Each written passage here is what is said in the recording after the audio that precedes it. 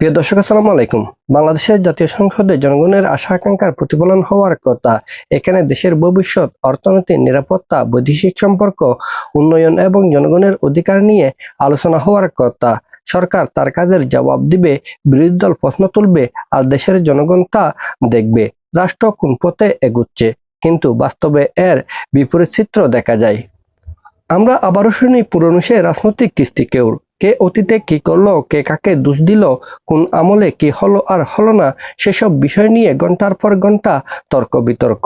অথচ জনগণ যে সকল প্রশ্নের উত্তর খুঁজে পেতে চায়, সে সকল প্রশ্ন নিয়ে সংসদে কোনো আলোচনাই হয় না। বিশেষ করে অন্তর্বর্তীকালীন সরকারের সময়ে আমেরিকার সাথে করা বাণিজ্য চুক্তি, অর্থনৈতিক সমঝোতা, বিদেশি বিনিয়োগের সিদ্ধান্ত কিংবা কৌশলগত সিদ্ধান্ত নিয়ে নতুন কোনো আলোচনায় সংসদে উঠে আসেনি।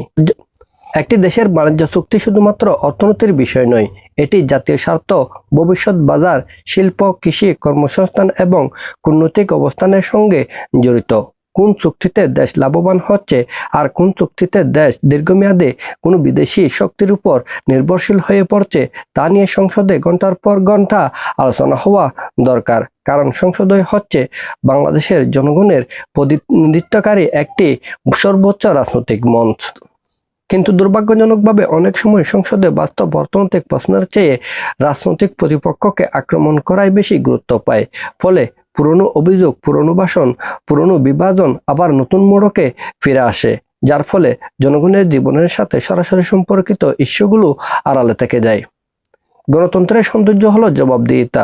সংসদে যদি বড় বড় অর্থনৈতিক এবং বাণিজ্যিক সিদ্ধান্ত নিয়ে খোলামেলা আলোচনা না হয়, তাহলে জনগণের আস্থা দুর্বল হয়। কারণ জনগণ আর রাজনৈতিক নাটক দেখতে চায় না। জনগণ দেখতে চায় তার রাষ্ট্র, দেশ কোন পথে এগুচ্ছে। বাংলাদেশের মানুষ এখন আগের চেয়ে অনেক বেশি সচেতন। তারা শুধু স্লোগান চায় না, তারা নীতিনির্ভর আলোচনা শুনতে চায়। তারা জানতে চায় দেশের অর্থনীতি কোথায় যাচ্ছে, আন্তর্জাতিক চুক্তিগুলো কতটা স্বচ্ছ এবং ভবিষ্যৎ প্রজন্মের জন্য কী ধরনের ভিত্তি তৈরি হচ্ছে। আমাদের এই ভিডিও যদি আপনাদের ভালো লেগে থাকে, তাহলে আমাদের এই চ্যানেলটি সাবস্ক্রাইব করবেন, লাইক, কমেন্ট, শেয়ার করতে ভুলবেন না। সবাইকে ধন্যবাদ। আসসালামু আলাইকুম।